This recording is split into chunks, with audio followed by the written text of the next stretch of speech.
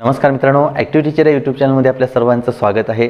मित्रांनो, मराठीचं लेखन करत असताना वेलांटी कोणती द्यायची, म्हणजे पहिली वेलांटी ऱ्हस्व वेलांटी कधी वापरायची, कोणत्या अक्षराला दीर्घ वेलांटी वापरायची याविषयीचे नियम अभ्यासणारा आपण यापूर्वी एक व्हिडिओ बघितलेला आहे. तो आपण सर्वांनी निश्चितपणे तो व्हिडिओ पाहिलेला असेल आणि अजूनही जर पाहिला नसेल तर खाली डिस्क्रिप्शनमध्ये त्याची लिंक दिलेली आहे. तिथे जा, व्हिडिओ लिंकवर क्लिक करा आणि व्हिडिओ बघा, किंवा इथे आय बटनावर सुद्धा वरती दिलेला आहे. चला तर मित्रांनो, तो व्हिडिओ एकदा तुम्ही अवश्य बघा. तर मित्रांनो, आजच्या व्हिडिओमध्ये आपण उकाराचा अभ्यास करणार आहोत. म्हणजे मराठीमधील काही शब्दांमध्ये ज्याच्यामध्ये उकार असतात त्या शब्दांचं लेखन करत असताना पहिला उकार कधी द्यायचा किंवा कोणत्या अक्षरांना द्यायचा आणि दुसरा उकार केव्हा वापरायचा, दीर्घ उकार ज्याला म्हणतो.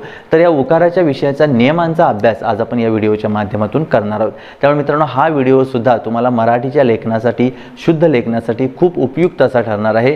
त्यामुळे तुम्ही सर्वांनी हा व्हिडिओ संपूर्ण बघायचा आहे आणि उकाराचे हे जे नियम आहेत ते आपण समजावून घ्यायचे आहेत. आणि त्याचबरोबर मित्रांनो, आपण जर पहिल्यांदाच माझे व्हिडिओज पाहत असाल तर चॅनलला सबस्क्राईब करायला अजिबात विसरू नका. चला तर उकाराचे नियम बघूयात. मित्रांनो, उकाराचे नियम बघण्यापूर्वी आपल्याला ऱ्हस्व आणि दीर्घ स्वर माहिती असणं इथं खूप गरजेचं आहे. कारण उकाराचे जे काही नियम आहेत ते काही नियम हे ऱ्हस्व दीर्घ अक्षरांशीच रिलेटेड आहेत. तर मित्रांनो बघा, अ, ई, उ, ऋ आणि ऋ ही जी अक्षरं आहेत, हे जे स्वर आहेत, हे ऱ्हस्व स्वर असं यांना म्हटलं जातं. आणि हे सोडून बाकीचे जे आहेत ज्याच्यामध्ये आ येतं, ई दुसरी वेलांटीचं ई, किंवा उकार येतं उ, ए, ऐ, ओ, औ, हे जे स्वर आहेत हे यांना दीर्घ स्वर असं म्हटलं जातं. तर हे ह्रस्व स्वर तुम्हाला लक्षात असलेच पाहिजेत आणि दीर्घ स्वर हे तुम्हाला माहिती असलेच पाहिजेत. कारण याच्याशिवाय आपल्याला उकाराचे नियम समजणार नाहीत. कारण काही नियम आहेत ते ह्या ह्रस्व आणि दीर्घ अक्षरांवरच डिपेंड आहेत. तर निश्चितपणे हे तुम्हाला ह्रस्व आणि दीर्घ स्वर समजले असतीलच. चला तर आता उकाराच्या नियमांना सुरुवात करूया. आणि पहिला नियम असा सांगतो बघा, तो नियम काय आहे बघा, की मराठीतील एक अक्षरी शब्दाला नेहमी दुसरा उकार द्यावा. मराठीमधील एक अक्षरी शब्द ज्याच्यामध्ये बघा तू आहे, शू आहे, हे काही शब्द आहेत ज्याच्यामध्ये फक्त एकच अक्षर आहे, तर अशा एक अक्षरी शब्दाला जर उकार आला असेल तर तो नेहमी दुसरा किंवा दीर्घ उकारच द्यावा. हा बघा या ठिकाणी दिलेला आहे. तर हा अतिशय सोपा नियम आहे. आणि याच्याशी म्हणजे एक अक्षरी उकार असलेले शब्द हे थोडेसेच आहेत, मराठीमध्ये कमी आहेत. मी ते दोन लिहिले, तू आणि शू. तर अशा पद्धतीने दीर्घ उकारच त्यांना द्यायचा असतो. तुम्हाला अजून काही शब्द माहिती असतील तर ते नक्की तुम्ही कमेंटमध्ये पोस्ट करा. चला तर पहिला नियम खूप सोपा आहे, लक्षात आला असेल आपल्या. आता आपण दुसऱ्या नियमाकडे जाऊया. ओके, चला तर दुसरा नियम आपला काय सांगतो बघा. तर या ठिकाणी बघा, मराठी शब्दातील शेवटचे अक्षर दीर्घ म्हणजेच जर त्याला काना असेल, त्याला मात्रा असेल, त्याला दुसरी वेलांटी असेल किंवा दुसरा उकार असेल तर त्याच्या उपांत्य अक्षराला किंवा त्याच्या अगोदरच्या अक्षराला पहिला उकार द्यावा. बघा नियम काय सांगतो, की मराठी शब्दामध्ये जर शेवटचं अक्षर, एखाद्या शब्दातील शेवटचं अक्षर दीर्घ असेल, म्हणजेच त्याला काना असेल, आ स्वराला, दुसरी वेलांटी असेल, दुसरा उकार असेल किंवा मात्रा असेल किंवा दोन मात्रे असतील किंवा एक काना एक मात्रा असेल किंवा एक काना दोन मात्रे असतील, बरोबर ना. तर त्या दीर्घ अक्षराच्या आधीचं जे अक्षर असतं आणि त्या अक्षराला जर आधीच्या अक्षराला जर उकार आला असेल तर तो नेहमी पहिला उकार द्यावा. आपण शब्द बघूयात म्हणजे तुमच्या लक्षात येईल. बघा या ठिकाणी काही शब्द इथे मी लिहिलेले आहेत बघा. तर बघा पहिला शब्द आहे बघा सुका. सुकामध्ये बघा शेवटचं अक्षर आलं का, क ला काना का दिलेला आहे, म्हणजे हे दीर्घ आहे. म्हणून याच्या आधीचा उकार हा ह्रस्व पहिला उकार केलेला आहे. तशाच पद्धतीनं जुना बघा, इथे बघा मुळा बघा, ळाच्या आधी पहिला उकार आला. गा फुगा, फुगाच्या आधी म्हणजे गाच्या आधीच्या अक्षराला पहिला उकार आला. तसंच बघा इथे खुळा आहे, तुला, धुळे, ळे आलं, ळे म्हणजे दीर्घ मात्रा आला, त्यामुळे पहिलं अक्षर धू, आधीच्या अक्षरचं धू, त्याला पहिला उकार धू आला. त्याच्यानंतर बघा खुळे, पहिलं खुला पहिला उकार आला. पुणे, तुरे, मुली, बाहुली, आहुती, गुरु, पाहुणा, छकुला. तर हे जे शब्द आहेत या शब्दामध्ये शेवटच्या अक्षराला काना किंवा उकार, दुसरा उकार, दुसरी वेलांटी आलेले आहेत. त्यामुळे त्याच्या आधीचं जे अक्षर आहे ते बघा तुम्हाला ह्रस्व आलेलंच पाहायला मिळतं किंवा पहिला उकारच दिलेला त्याला पाहायला मिळतो. तर असे आपल्याला अनेक शब्द पाहायला मिळतील ज्याच्यामध्ये ज्या जर शेवटचं अक्षर दीर्घ असेल, शेवटच्या अक्षराला जर काना आला असेल, मात्रा आला असेल, उकार असेल, दुसरा उकार असेल किंवा दुसरी वेलांटी असेल, तर त्याच्या आधीच्या अक्षराचा उकार हा ऱ्हस्व किंवा पहिलाच द्यायचा असतो. तर अशा पद्धतीचे जे काही शब्द आहेत ते सुद्धा तुम्ही शब्द शोधून काढा आणि कमेंटमध्ये पोस्ट करा. आता मित्रांनो, याला सुद्धा काही अपवाद आहेत. तर अपवाद लिहिला आहे बघा मी, पूजा. पूजामध्ये बघा जा आहे किंवा जा आहे, जला काना जा, पण त्याच्या आधीचं अक्षर पू हे पहिलं नाहीये, तर त्याला दुसरा उकार दिलेला आहे. कारण हे आहे तत्सम शब्द. तत्सम शब्द म्हणजे मागचा व्हिडिओ बघितला असेल तर तुम्हाला समजलं असेल. तत्सम शब्द म्हणजे जे शब्द संस्कृत भाषेमधून जसेच्या तसे आपल्या मराठी भाषेत घेतलेले आहेत किंवा आलेले आहेत त्यांना तत्सम शब्द असे म्हणतात. पूजा आहे, अनुज्ञा आहे, या शब्दांना हे नियम लागू पडत नाहीत. आता अनुज्ञा जे आहे ते आपल्या नियमानुसार सुद्धा बरोबरच आहे, परंतु अनुज्ञा हा शब्द तत्सम शब्दच आहे.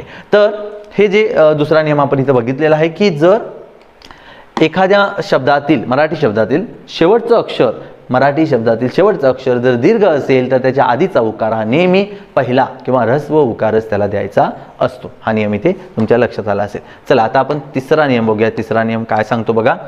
तर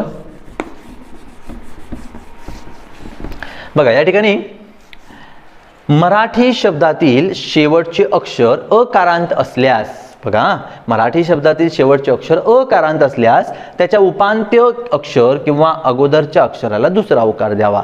आता बघा मगाशी होतं शेवटचं अक्षर दीर्घ असेल तर पहिला उकार द्यावा. आता इथं बघा शेवटचं अक्षर जर अकारांत असेल, अकारांत म्हणजे हे बघा र स न प क न म ल क स न ळ ळ, अकारांत, याच्यामध्ये अस्वर आहे, तर त्याच्या आधीचा उकार हा दीर्घ उकारच द्यायचा. बघा उदाहरण बघूया म्हणजे तुमच्या लक्षात येतील.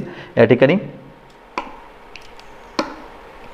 भूक, क हे अकारांत आहे, अकारांत शेवटचं अक्षर, ओके, आणि अ ने आहे ते, त्यामुळे त्याच्या आधीचा उकार भू दुसरा आला. मूल दुसरा उकार आला. सुन, न च्या आधीचा अक्षर सु दुसरा उकार. चूक, रूप, रूला सुद्धा दुसरा उकार आला. तूर, र च्या आधीचा अक्षर तू दुसरा उकार. कापूस, स आलं, स च्या आधीचा अक्षराचा उकार दुसरा आला. अजून, न च्या आधीचा अक्षर दुसरा उकार आला. अचूक, क च्या आधीचा अक्षर चू दुसरा उकार आला. माणूस, स च्या आधीचा अक्षर नु दुसरा उकार.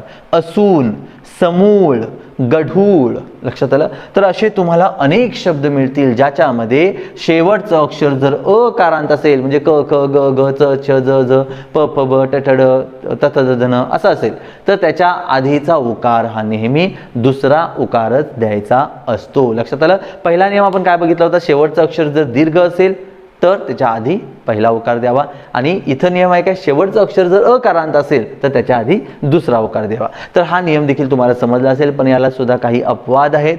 गुण आणि मधुर हे दोन्ही शब्द तत्सम शब्द आहेत, त्यामुळे गुण मधलं जो पहिला गुण आहे, गु आहे, तो उकार त्याचा पहिला काढलेला आहे. आणि मधुर मध्ये र च्या आधीचं अक्षर धू, र शेवटचं अक्षर अकारांत आहे, र च्या आधीचं अक्षर ध, त्याचा उकार हा पहिला काढलेला आहे. तर हे काही अपवादात्मक शब्द आहेत. असे जर अपवादात्मक शब्द तुम्हाला मिळाल तर ते तुम्ही नक्की कमेंटमध्ये पोस्ट करा. चला, तर हा नियम सुद्धा तुम्हाला निश्चितपणे समजला असेल. अशा पद्धतीचे अनेक शब्द आपल्या पुस्तकामध्ये आपल्याला पाहायला मिळतील, त्याची तुम्ही यादी करा आणि बघा तुम्हाला किती शब्द अशा प्रकारचे पाहायला मिळतात. चला आता याच्यानंतर चौथ्या नियमाकडे जाऊया आपण.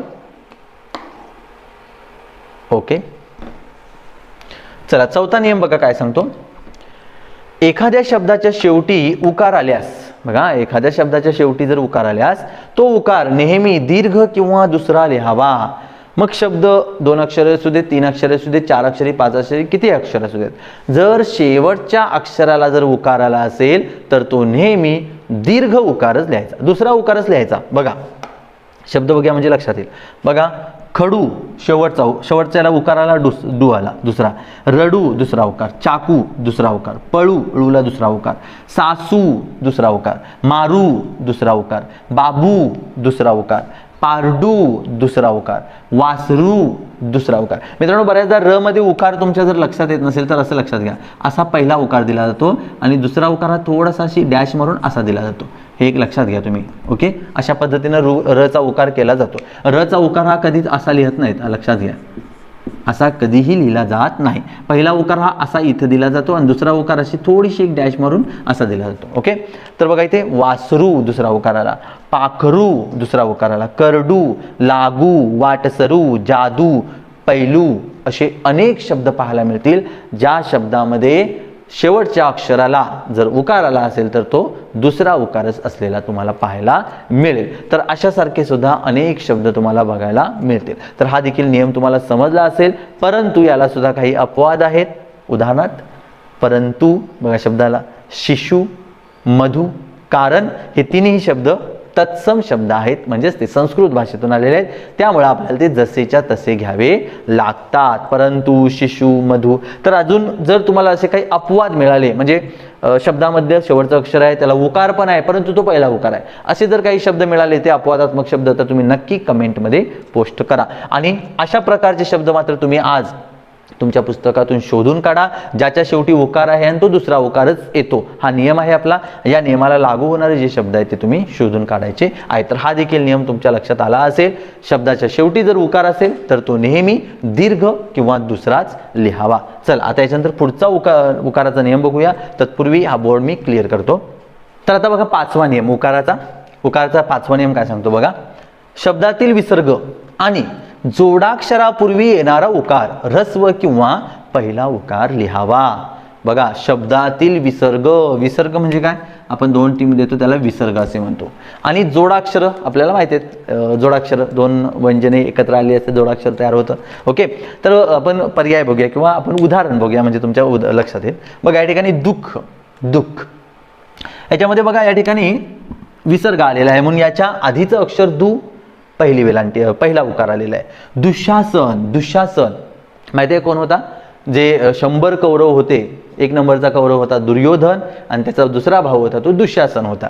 तर हा जो दुःशासन आहे त्याचा दुःशासनचा पहिला उकार म्हणजे द चा जो उकार आहे तो पहिला उकारच येतो, कारण दुच्या मध्ये काय आलेला आहे, विसर्ग आलेला आहे. असे विसर्गवाले आणि उकार असलेले तुम्हाला काही ठराविकच शब्द तुम्हाला पाहायला मिळतील. अजून जर तुम्हाला असे काही शब्द बघायला मिळाले ज्याच्यामध्ये विसर्ग आहे आणि त्याच्या आधी उकार आहे तर तुम्ही ते नक्की कमेंटमध्ये पोस्ट करा. आता इथे बघा पुष्कळ, इथे जोडाक्षर आलं म्हणून त्याच्या आधीचं अक्षर पहिला उकार आलेला आहे. तुझ्या जोडाक्षर आलं त्याच्या आधीचं पहिला उकार आला. कुस्ती जोडाक्षर आलं त्याच्या आधीचा उकार पहिला उकार आला. चतुर्थी म्हणजे याच्या आधीचा उकार पहिला उकार आला. मूर्ती म्हणती जोडाक्षराच्या आधी मू पहिला उकार आला. सुस्थितीत स्थिती त्याच्या आधीचा उकार पहिला उकार आला. आता इथे सुद्धा काही अपवाद आहेत ज्याच्यामध्ये आहे बघा सूत्र, सूर्य, पूर्व. सूत्रमध्ये त्रच्या आधीचा उकार दुसरा आलेला आहे. सूर्यमध्ये सुचा उकार दुसरा आला, रिय जरी जोडाक्षर असलं तरी. पूर्वमध्ये रवच्या आधीचा उकार दुसरा आला, कारण हे कसले शब्द आहेत, तत्सम शब्द आहेत. तत्सम मित्रांनो लक्षात घ्या, मराठीच्या शुद्ध लेखनाचे जेवढे काही नियम आहेत 17 नियम आहेत जवळपास, तर त्याच्यातला एकही नियम ह्या तत्सम शब्दांना लागू होत नाही. कारण तत्सम शब्द म्हणजे संस्कृत मधले शब्द जे जसेच्या तसेच आपल्या भाषेत घेतलेले आहेत, आपल्या मराठी भाषेमध्ये, त्याच्यामध्ये कोणताही बदल केलेला नाही. तर हा नियम तुम्हाला समजला असेलच. नियम काय सांगतो, शब्दातील विसर्ग आणि जोडाक्षराच्या आधीचा उकार हा नेहमी पहिला उकारच लिहायचा असतो. तर असे सुद्धा शब्द तुम्ही शोधून काढा. जोडाक्षरयुक्त शब्द तुम्हाला भरपूर मिळतील ज्याच्यामध्ये जोडाक्षराच्या आधीचा उकार पहिला उकार आलेला आहे. आपलं बघा पुस्तकच जर आपण म्हटलं, पुस्तक पहिला उकार येतो, पुस्तक स्तच्या आधीचा उकार पहिला उकार, म्हणजे असे अनेक शब्द तुम्हाला पाहायला मिळतील. चला तर मित्रांनो हे 5 नियम तुम्हाला समजले असतीलच. आता पुढचा नियम बघणार आहोत. तत्पूर्वी व्हिडिओला लाईक करा कारण ते अतिशय महत्त्वाचं आहे, आणि त्याचबरोबर व्हिडिओ कसा वाटत आहे तुम्हाला त्याच्याबद्दल एक छानशी कमेंट सुद्धा करा. चला आता आपण 6वा नियम बघूया. तत्पूर्वी आपण हा बोर्ड क्लीन करून घेऊया. तर मित्रांनो आता 6वा नियम उकाराचा बघा काय आहे. धातू म्हणजे काय, तर मित्रांनो धातू याचा अर्थ क्रिया आपण ज्या क्रिया करतो, रडणे, पळणे, झोपणे, जेवणे, खाणे, पिणे, धातू. तर धातूला ऊ किंवा ऊन प्रत्यय लावताना बघा, धातूला ऊ लावायचा असेल किंवा त्याला ऊन लावायचा असेल, हा प्रत्यय लावायचा असेल, तर धातूच्या शेवटी व असेल तर त्याचं ऊ होतं आणि ऊन होतं, अशी रूपे होतात. पण धातूच्या शेवटी जर व नसेल तर ऊ किंवा ऊन असेच रूप राहतात. बघा प्रत्यय म्हणजे एखाद्या शब्दाच्या शेवटी जर जो एखादा नवीन शब्द छोटासा जर जोडला असेल त्याला प्रत्यय म्हणतात. तर आपल्याला एखाद्या धातूच्या शेवटी जर ऊ किंवा ऊन लावायचं असेल आणि त्या धातूच्या शेवटी जर व असेल, तर व जर असेल तर ऊ आणि ऊन असं होतंय. आपण उदाहरण बघूया म्हणजे लक्षात येईल. इथे बघा धाव, धावणे, धाव आहे म्हणून याचं धावून असं लिहायचं असेल तर मला ऊन असं लिहायचं असतो. धावून असा लिहिला जात नाही. ओके. तसं जेवचं जेवून लिहायचं असेल तर असं लिहिलं जातं, जेवून असं लिहिलं जात नाही, असं लिहिलं जात नाही, हे इथे लक्षात घ्यायचं आहे. धावून, जेवचं जेवून, व असेल तरच. आणि जर व नसेल तर मग डायरेक्टली ऊ न असंच लिहायचं बघा. जाणे जाऊन, कर करून, झोप झोपून, खेळ खेळून, ऊन आणि ऊन जे असेल तसं लिहायचं. पण व असेल तर मात्र त्याला ऊन म्हणजे वला दुसरा उकारच देऊन लिहायचं असतं. तर हा एक नियम तुम्ही इथे लक्षात घ्या. कारण बरेचशी आपल्यापैकी अनेक जण असं लिहितात की मला धावून लिहायचं आहे, तर गडबडीत आपण काय करतो, धावून असं करतो, हे चुकतं. धाव आहे, व असल्यामुळे त्याला असंच करायचं आहे, हे इथे लक्षात घ्या. धावून लक्षात आलं. तर हा नियम सुद्धा तुम्हाला समजला असेल. चला आता याच्यानंतर आपल्या उकाराच्या नियमांमधला शेवटचा नियम आपण बघूया. आणि तो शेवटचा नियम आपल्याला काय सांगतो बघूया. ओके. चला तर नियम काय सांगतो बघा शेवटचा. अनुस्वारयुक्त अक्षरांचा उकार सामान्यतः ह्रस्व लिहावा. अनुस्वारयुक्त शब्द किंवा अक्षरे, अनुस्वार म्हणजे आपल्याला माहिती आहे आपण जी टिंब देतो त्याला अनुस्वार म्हणतो. तर एखादं अक्षर, एखाद्या शब्दामधलं, मराठी शब्दामधलं जर एखादं अक्षर ज्याला अनुस्वार आहे, वरती टिंब आहे आणि त्याला उकार पण आहे, तर तो उकार नेहमी ह्रस्व लिहावा. शब्द बघूया म्हणजे तुमच्या लक्षात येतील. बघा गुंजन, इथं अनुस्वार आला म्हणून पहिल्या उकाराला. चुंबक अनुस्वार आला म्हणून पहिला उकार आला. शकुंतला कुवर अनुस्वार आला, पहिला उकार आला. रुंजी रु आला म्हणून इथं पहिला उकार आला. सुंदर अनुस्वार आला, सुंदर. कुटुंब हे बघा पहिला उकार आला. लक्षात आलं. म्हणजे ज्या ज्या अक्षराला अनुस्वार असतो त्या अक्षराचा उकार पहिला उकारच लिहायचा असतो. हा नियम तुम्ही लक्षात घ्या. जेव्हा जेव्हा तुम्हाला एखादा शब्द मिळेल ज्याच्यामध्ये अनुस्वार आहे प्लस उकार पण आहे, तर तो पहिला उकारच काढायचा असतो. चला तर अशा पद्धतीने बघा आपण एकूण 7 नियम आपल्या उकाराचे बघितलेले आहेत. म्हणजे कधी पहिला उकार ह्रस्व उकार येतो, कधी दुसरा किंवा दीर्घ उकार येतो. आणि तुम्हा सर्वांना हे सगळे नियम निश्चितपणे समजले असतीलच. तर आता आपण एक काम करायचं आहे, तुम्ही सर्वांनी या प्रत्येक नियमनिहाय काही शब्द शोधायचे आहेत तुमच्या पुस्तकातून. 10 शोधा, 20 शोधा, 30 शोधा, तुम्हाला जेवढं शक्य होईल ते. आणि त्याची चाचपणी करा, बाबा हे नियम जे आहेत ते लागू पडतात का किंवा तशाच प्रकारे आहेत का. म्हणजे तुम्हाला काय होईल, आपोआप या नियमांचा तुम्हाला सराव सुद्धा होणार आहे. त्यामुळे तुम्ही उकाराचे सगळे शब्द शोधून काढा आणि या नियमानुसार ते आहेत का ते बघा. आणि जे काही अपवाद मिळाले तर ते अपवाद सुद्धा तुम्ही सेपरेटली कुठेतरी नोट डाऊन करून ठेवा. म्हणजे तुमच्या लक्षात येईल की बाबा याला हा नियम अपवाद नाहीये. किंवा कमेंटमध्ये देखील नंतर पोस्ट केला तर चालेल, सर हे अपवाद आहेत, हे नियमाला बसत नाही. तर असे तुम्ही याच्या पद्धतीनं या प्रकारे सराव करायचा आहे. चला तर मित्रांनो हा व्हिडिओ सुद्धा तुम्हाला निश्चितपणे खूपच उपयुक्त ठरणार आहे आणि नक्कीच तुम्हाला हे सगळा भाग आहे तो समजला असेलच. चला तर मित्रांनो व्हिडिओला एक लाईक करा, आपल्या मित्रांना शेअर करा आणि त्याचबरोबर अजूनही जर चॅनल सबस्क्राईब केलं नसेल तर महत्त्वाची गोष्ट म्हणजे ते लाल बटन जे दिसतं सबस्क्राईबचं त्यावर क्लिक करा आणि चॅनलला सबस्क्राईब करा. चला तर मित्रांनो अशा पद्धतीने आपण आता उकाराचे नियम बघितलेले आहेत. आता यानंतरच्या व्हिडिओजमध्ये आपण शुद्धलेखनाचे अजून काही वेगळे नियम आहेत ते सुद्धा इथे अभ्यासणार आहोत. चला तत्पूर्वी या उकाराच्या नियमांचा आणि आधीच्या वेलांटीच्या नियमांचा चांगल्या प्रकारे सराव करा. चला तर भेटूया आता पुढील व्हिडिओमध्ये. Thank you very much.